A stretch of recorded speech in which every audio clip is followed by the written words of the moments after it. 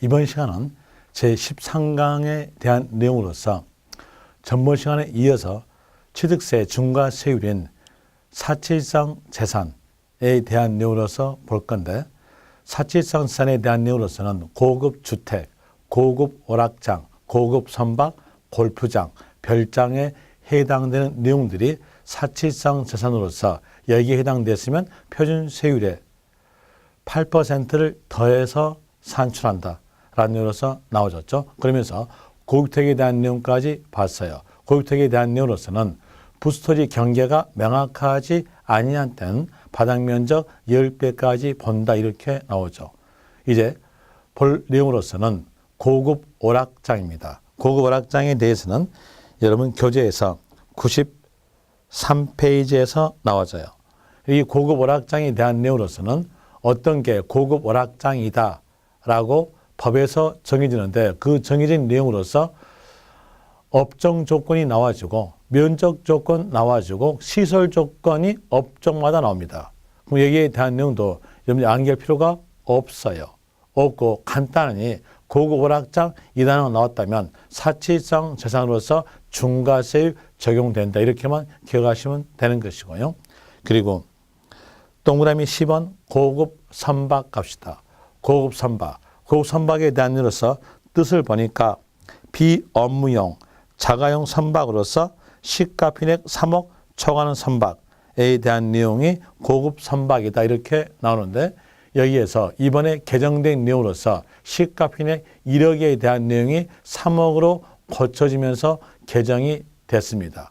그런데 이 숫자에 대한 내용은 여러분 시험에서 통계 숫자니까 맞게 주어져요. 맞게 주어짐으로써 이 숫자 외울 필요 없고, 고급 선박에 대한 내용이 사치일상 재산이니까 배가 아프게 법이 만들어져 있으니까 배 아픈 물건에 대한으로서 생각하시면서 문장 보시면 돼요.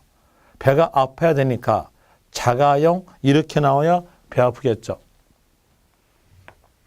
자가용 선박 이렇게 나와야 배 아플 거 아니에요.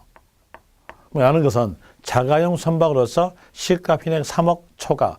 3억 초과란 말은 맞게 나오니까 그건 알 필요 없고 자가용에다가 포인트를 잡으시면 돼요. 예를 들어 볼까요? 어떤 분이 한강에서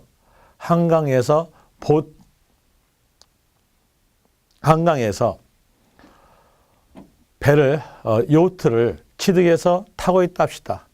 그러면 저는요 3가지 이유로서 배 아파요. 왜 배 아프냐면 저보다 연식이 짧다. 이거 하나 배 아프고요. 두 번째 원인은요, 늙었던 나는 취득하지 못했는데 젊은 가가 취득했으니까 배 아프고요. 세 번째는 가는 타는데 나는 못 탄다는 거. 그게 배 아프잖아요. 그러니까 뭘로 가야 돼요? 자가용 이렇게 나와야 되겠죠. 다시 이제 반대로 해봅시다. 한강에서 어떤 분이 한강 유람선을 타고 있다. 그러면 그때는요, 나도 돈 10,000원 주면 탈 수 있으니까 배 아프지 않아요. 문장상으로서 영업용 이렇게 나온다면 이 영업용 선박에 대한 내용은 배 아프지 않죠. 돈만 주면 타잖아요. 그러니까 배 아프지 않음으로써 이때에 대한 내용은 중과하지 않는다 되겠죠. 이 고급 선박이 뭘 말하는가요? 자가용이라는 것으로 아시면 될 것이고, 골프장. 자, 이 골프장에 대한 내용을 보기 위해서 이 내용도 사치일상 재산이니까 배가 아프게 만들어진 내용의 골프장에 대한 내용이에요. 배가 어떤 게 아픈가를 볼 때에 대중 골프장에 대한 내용, 그리고 또 골프 연습장. 골프 연습장에 대한 내용은 코치비까지 포함시켜가지고 한 달에 15만 원 정도 들어갑니다. 그리고 해운제 골프장에 대한 내용으로서는 친구하고 내기 골프만 쳤다면 하루에 100만 원 깨집니다. 어디가 배 아플까요?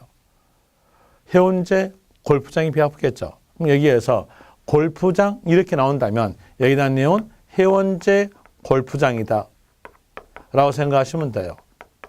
물론 뒤에서는 해운제 골프장으로서 그분 등록되는 토지, 건축물 및 그 토지상의 임목을 말한다 이렇게 정의를 내리는데, 그 내용까지는 전부 다 기억할 필요 없이 여러분들은 해운제 골프장이 곧 골프장이다 이렇게까지만 기억하세요. 너무 구석지까지 공부하면 너무 힘들어가니까 그 내용들은 버리시고요. 골프장은 곧 해운제 골프장이다. 그러면 이제 알 수 있는 것은 골프 연습장은 골프장이 아님으로써 중과하지 않는다. 또 골프 회원권에 대한 내용도 해운제 골프장이 아니니까 중과하지 않는다. 대중 골프장에 대한 내용도 해운제 골프장이 아니니까 중과하지 않는다. 이 내용까지도 기억할 수 있겠죠. 그리고 별장인데 이 별장에 대한 내용은 여러분들이 공법에서 주택법 배웠던 내용과 같습니다. 주거용 건물로서 늘 주거 용도로 사용되지 아니하고 휴양 용도로 사용되는 건물이 별장 이렇게 나오는데 여기에 대한 내용은 엔드 조건이에요.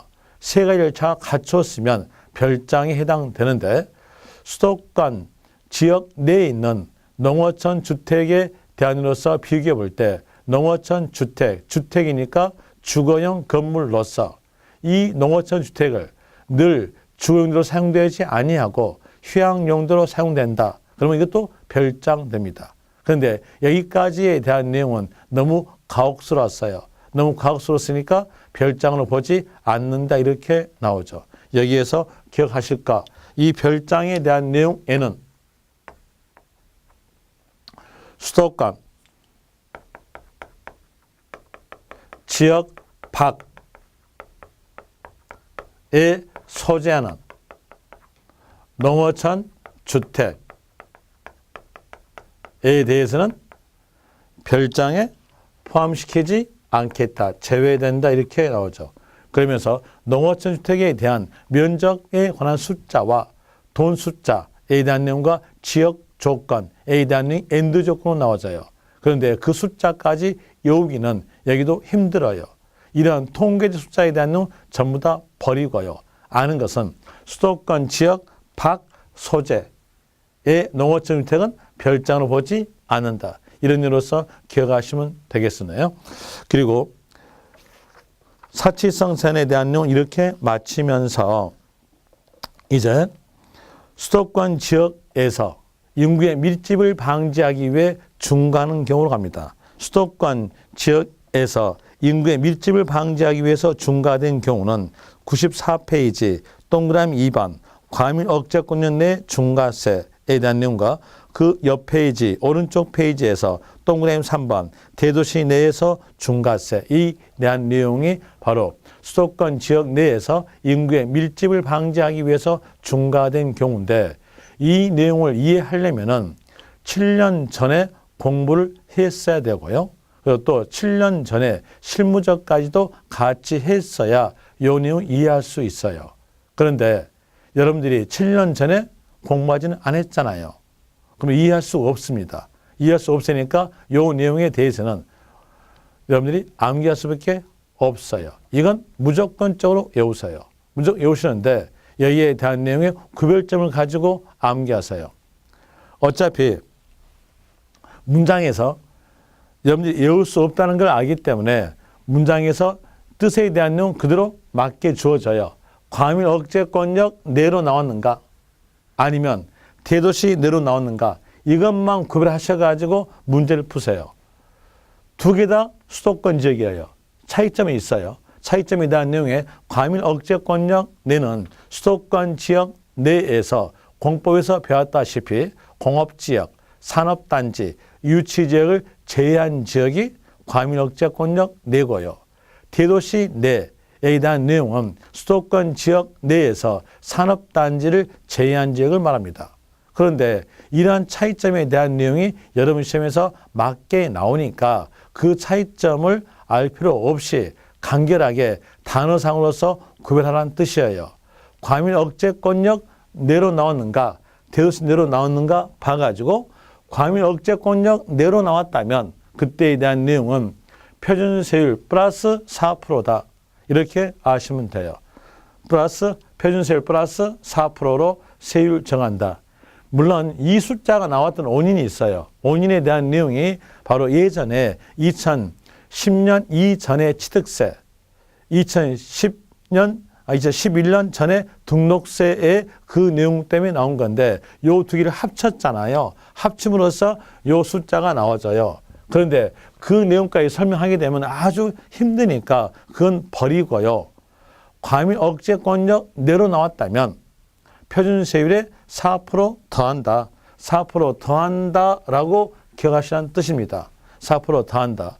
그리고 4% 더한다라고 알고 이제 문장에 대한 내용으로서 법적 내용대로 나온다면 풀어보시면 돼요. 먼저 법적 내용대로 적어볼 때에 표준세율과 중과 기준세율의 100분의 200을 합한 세율로서 나와주는데요. 여기서 볼 때 표준세율 과했으니까 and 합한다. 중과 기준세라면 앞에서 배웠던 내용으로서 1000분의 20이죠. 1000분의 20이니까 분모 공 하나 띄고 분자 공 하나 띄면 100분의 2로서 2% 되겠죠. 의 100분의 200 분모 공 두 개 띄고 분자 공 두 개 띄었으면 2 되겠죠. 여기 이 의에 대한 내용이 구단할 때 2는 4 이렇게 나오잖아요. 2는 의 나오잖아요. 그 내용으로서 곱한다는 얘기예요. 2% 곱하기 2는 4. 그러니까 4% 하반세율이라는 겁니다. 그 내용으로서 과밀 억제권력 내 이렇게 나왔다면 표준세율에 4% 합한다라고 연상하시면서 공장을 신설 증설했다면 그 공장 건물을 관리하기 위해서 수도권 밖에 있는 사람이 수도권 내의 공장에 취업됐다면 거기에 딸린 식구분까지 같이 수도권 지역 내로 들어옴으로써 인구가 밀집됩니다. 그걸 방지하기 위해서 중과한다는 뜻이었어요. 그리고 여기에서 공장에 대해서 중과하였으니까 사무직에 대한 내용도 중과가 들어가야 돼요. 본점에 대한 내용도 중과가 해당되는 겁니다. 여기에 대한으로서 이제 조심하실 점으로서 말씀드리면은 여기에 대한으로서 신설 증설인 경우에서 중과입니다. 포괄적 승계 취득에 대한 내용은 중과하지 않은 거예요. 그래서 공장을 과밀 억제권력 내에 공장의 포괄적 승계 취득 이렇게 나온다면 중과하지 않는다. 라는 의미로서 하나 기억하시면 될 것이고 또 다시 여기에서 본점에 대해서 중과했지 지점은 중과하지 않았어요. 이제 문장에서 지점 이렇게 나온다면 그때에 대해서는 중과하지 않는다. 이런 의미로서 아시면 될 것이고요. 그리고 대도시 나왔다면 그때에 대해서 중과되는 것은 세율에 대한 이유로서 표준세율의 3배하고 4% 뺀다 하시면 돼요. 뭐가 나왔을 때? 대도시 내로 나왔을 때 3배하고 4% 뺀다 이렇게 하시면 되는데 하나만 조심하세요. 문장에서 대도시 내 나오고 사택이란 단어가 있다면 그때는 중과하지 않는다 하시면 돼요.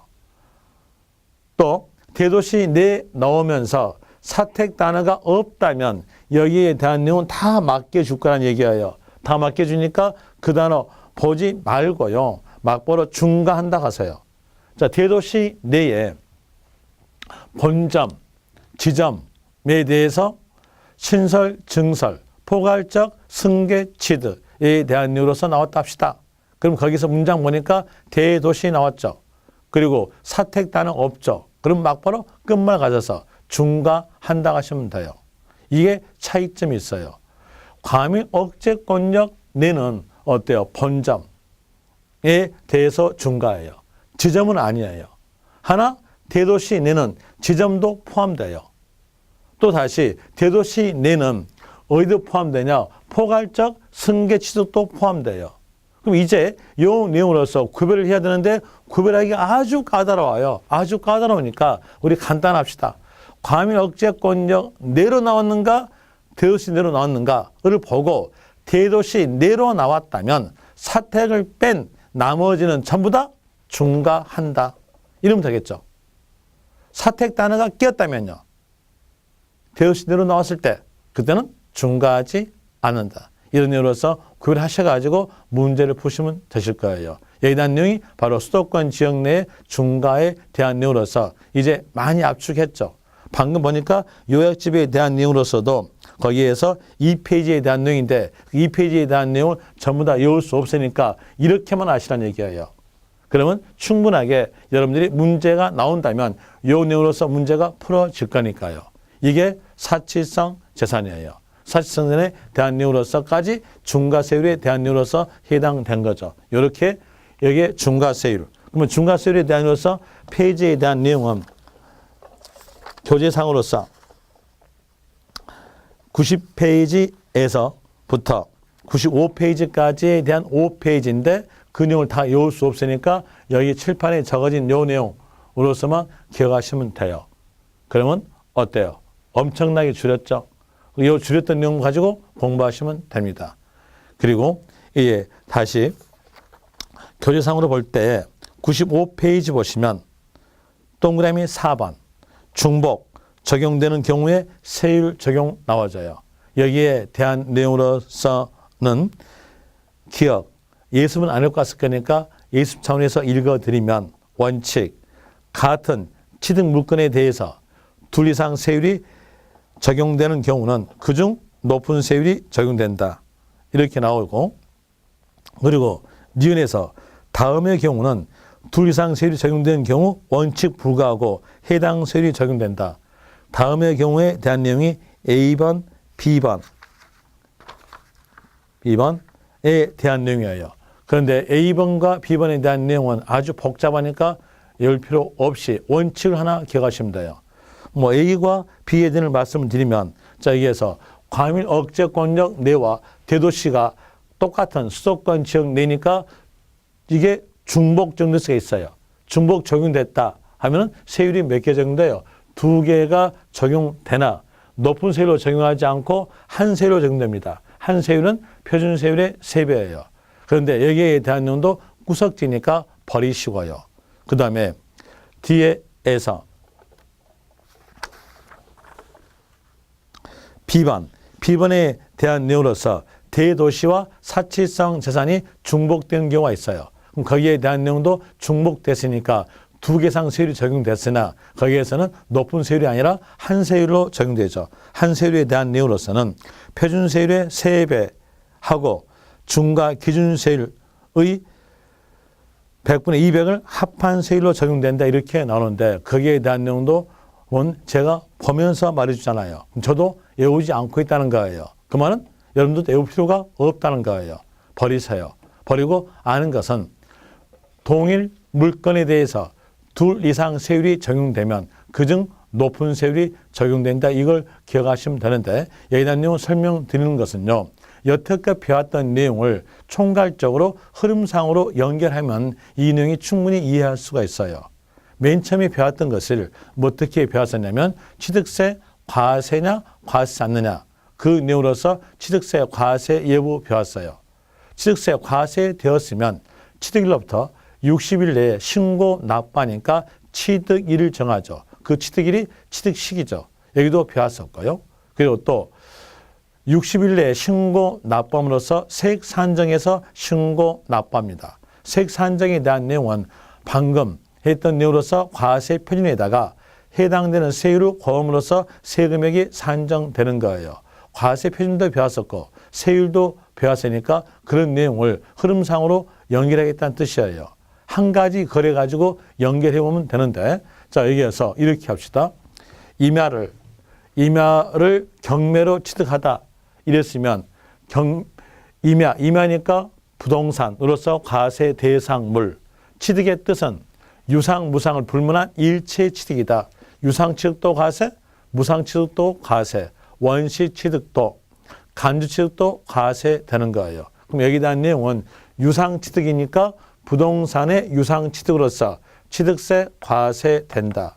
취득세 과세 되었으면 취득일로부터 60일 내에 신고 납부하니까 취득일 정해줘야죠. 이 취득일이 뭘까요? 취득시기. 경매에 의해서 취득하였으니까 경락대금 완납일 날짜를 법원하고 속일 수가 없어요. 그러면서 경락대금 완납일로 가는 거죠. 거기에 대한 내용이 바로 사실상 잔금 지급일.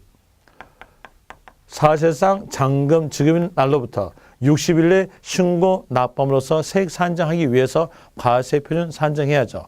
이때 경락가에 대한 내용은 법원하고 입맞춤이 안 되는 가액이죠. 그러면서 지자체 입장으로서는 경락가에 그대로 믿어줘요. 그대로 믿어주겠다. 이 말은 시가 편입과 비교하지 않고 신고된 가액 그대로 가겠다는 뜻이에요. 여기에 대한 이유로서는 경락가에 대한 이유로서 사실상 취득가 이렇게 나오죠.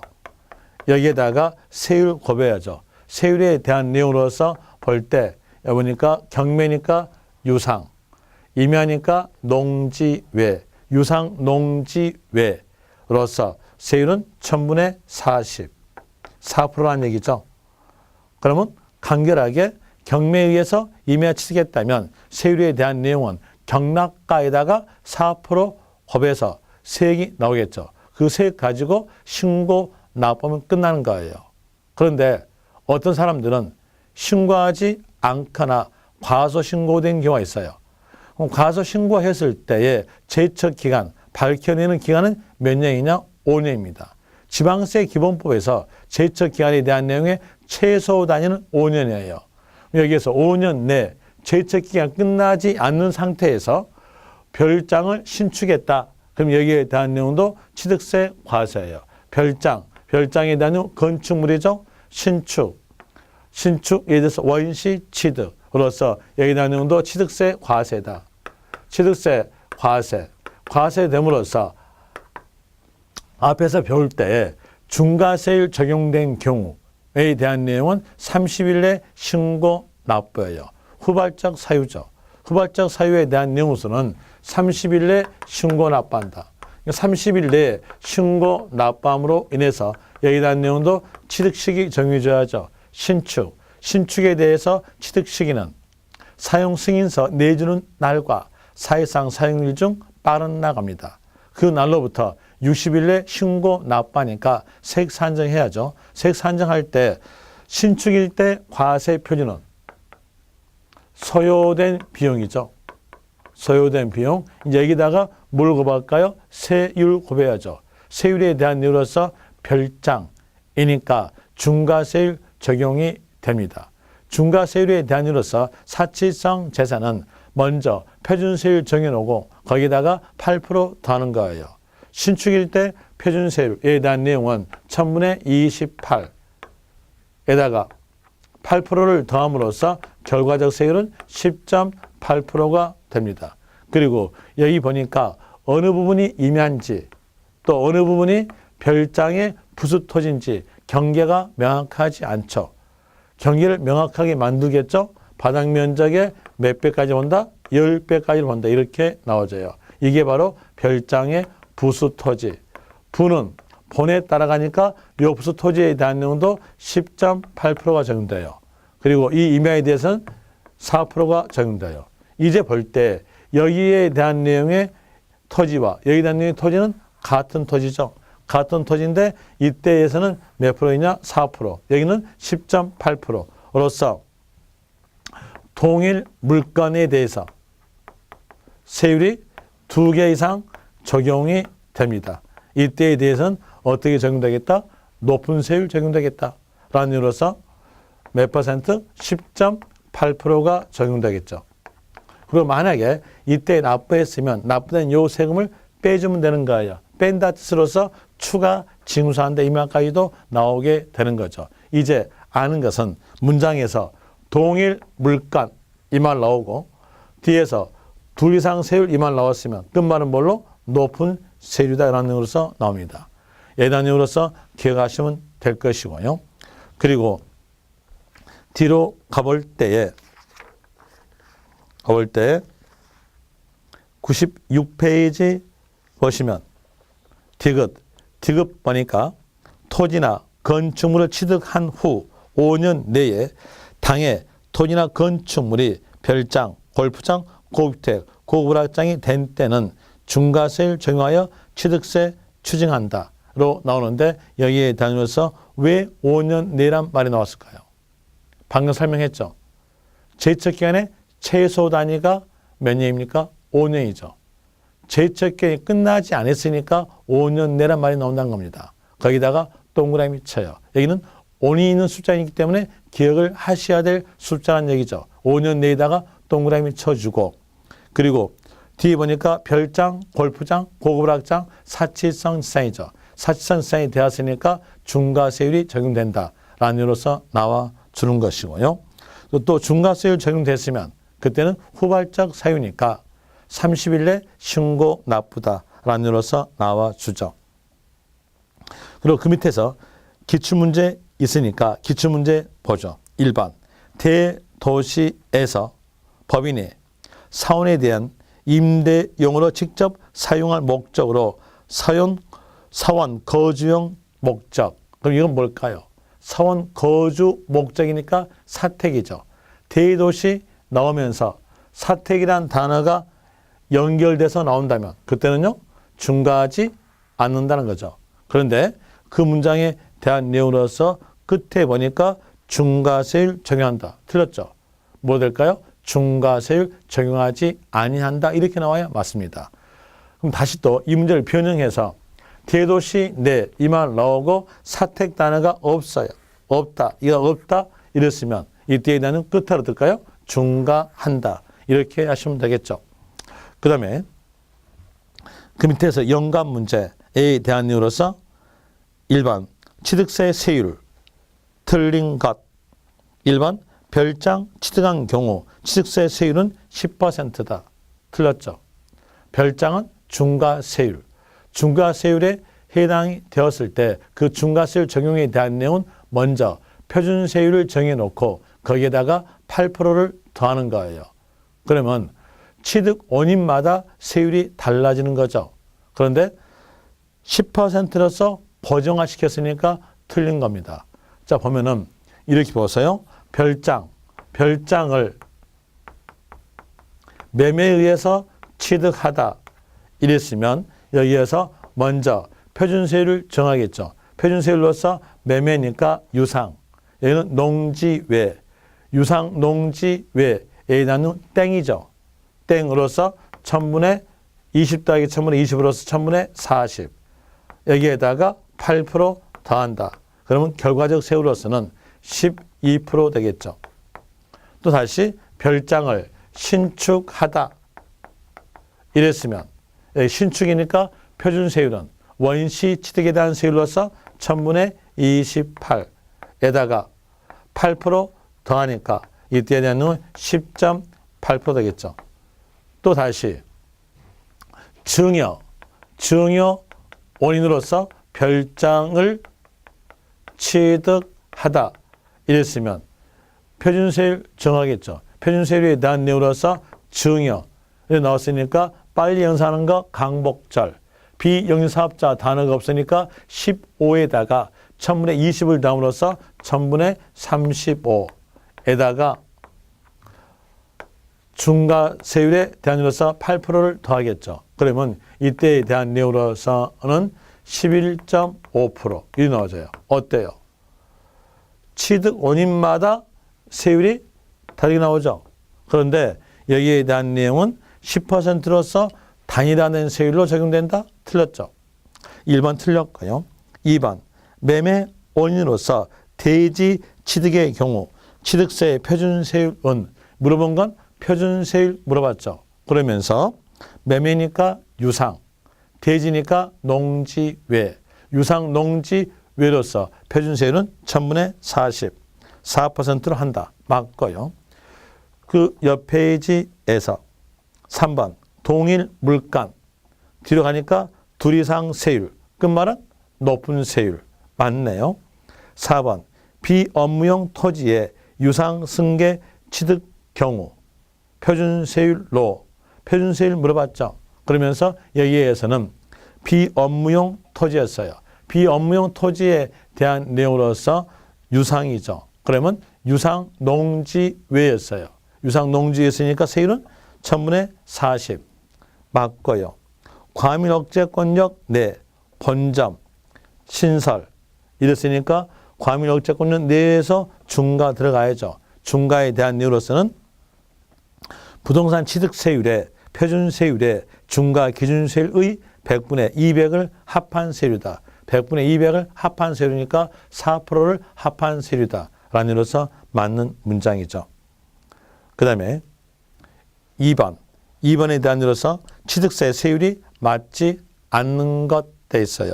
맞지 않는 것으로서 1번 별장, 고급락장, 신축의 경우 중과세율. 여기는 별장, 고급락장이니까 사치성 재산이죠. 사치성 재산에 대한 내용으로서는 표준세율을 먼저 정합니다. 표준세율에 대한 내용으로 보니까 신축에 대한 내용으로서 1000분의 28이죠. 거기다가 8% 더한다. 중과 기준세율의 100분의 400을 더한다. 라는 이유로서 맞고요. 2번 증여로서 취득 경우 표준세율. 증여 이렇게만 나왔으면서 표준세율 물어본다면 빨리 연상하는 것은 광복절 8월 15일. 비영리사업자 단어가 나왔으면 그때는 8에다가 1000분의 20을 담으로써 1000분의 28. 비영리사업자 단어가 없으니까 여기에 대한 이유로서 15에다가 1000분의 20을 담으로써 1000분의 35 되겠죠. 맞고요. 3번 매매 원인으로서 별장 취득 경우 볼 때 매매니까 유상 그리고 별장이니까 농지외로서 표준세율은 1000분의 40 그리고 별장이 중과세율 적용된 경우니까 8% 더한다. 라는 이유로서 중과 기준세율의 100분의 400 맞고요. 4번 상속 원인으로서 1가구 1주택 취득의 세율의 특례. 여기서 물어본 건 세율의 특례 물어봤네요. 그러면서 나온 것이 상일주 나왔죠. 상속, 1주택, 상일주 이렇게 나왔으니까 이때는 국가 정책상으로서 주거 안정키 위해서 재산의 증가를 보지 않으니까 재산 증가가 없음으로써 중과 기준세를 뺀다. 뺀 세율을 한다. 맞죠. 5번 묘지 취득. 묘지를 취득했으면 묘지란 재산이 증가되고 내 거다고 등기하지 않으니까 이런 재산 증가만 나타남으로써 세율의 특례는 중과 기준세율이 적용됩니다. 그런데 문제에서는 중과 기준세율을 뺀 세율을 한다 했으니까 틀렸죠. 답은 5번 되겠네요. 그 다음에 3번에 대한 이유로서 취득세에 관한 설명이다. 맞지 않는 것 돼 있어요. 맞지 않는 것으로서 1번 과밀 억제권력 내에서 신축한 공장 건축물의 경우 표준세율에 세배하여 4% 뺀다. 과밀 억제권력 내 나왔죠. 그랬으면 4%를 더하는 거죠. 그런데 4% 뺀다 했으니까 틀렸죠. 1번이 답 되겠네요. 2번 취득가액이 50만 원 이하일 때는 취득세 징수하지 않는다. 에 대해서 맞는 문장이고요. 3번 해운제 골프장 이렇게 나왔고 그리고 또 뒤에서 취득세 중과세율은 표준세율의 8% 하반세율을 한다. 보니까 해운제 골프장은 골프장이죠. 사치성 재산에 대한 으로서 표준세율 정해놓고 8% 더한다 라는 내용으로서 되는 거죠. 그럼 이 내용의 문장은 맞는 문장이고 그리고 4번에서 공유물의 분할 였으니까 공유물의 분할에 대한 내용은 재산의 증가가 나타나지 않죠. 재산의 변화가 없으니까 이때는 중과 기준세를 뺀 세율로 한다. 라는 이유로서 4번도 맞고요. 취득세, 과세 물건 취득한 자는 취득일로부터 60일 내에 이를 신고하고 납부한다. 취득세 신고 납부에 대한 이유로서는 원칙은 취득일로부터 60일 내 신고 납부다. 이렇게 나누어서 맞는 문장이죠. 그리고 이제 신고 납부라는 말이 나왔으니까 다시 정리해 볼 때 취득세 신고 납부에 대한 이유로서 등기 등록 이 말이 나왔다면 그때는 등기 등록하기 전까지 신고 납부다. 여기서 전까지라는 말은 신청서 접수 날까지라는 말과 같다겠죠. 또 상속 단어가 나왔다면 취득세 신고 납부는 상속 계속한 달의 말일로부터 6개월 내 신고 납부. 상속 나오면서 외국인 나왔다면 그때는 달의 말일로부터 9개월 내 신고 납부 이렇게 나와주고요. 후발적 사유였다. 후발적 사유에 대한 문장은 뒤에서 후회란 말이 나와져요. 후회란 말이 나왔다면 그때에 대해서는 30일 내 신고 납부다 이렇게 나오죠. 이런 내용까지 정리함으로써 취득세에 대한 내용을 마치고 이제 등록면허서로 갑니다. 등록면허서 하는데 등록면허세에 대한 내용은 10분 쉬었다 하여보죠. 자, 10분 쉬었다 하겠습니다.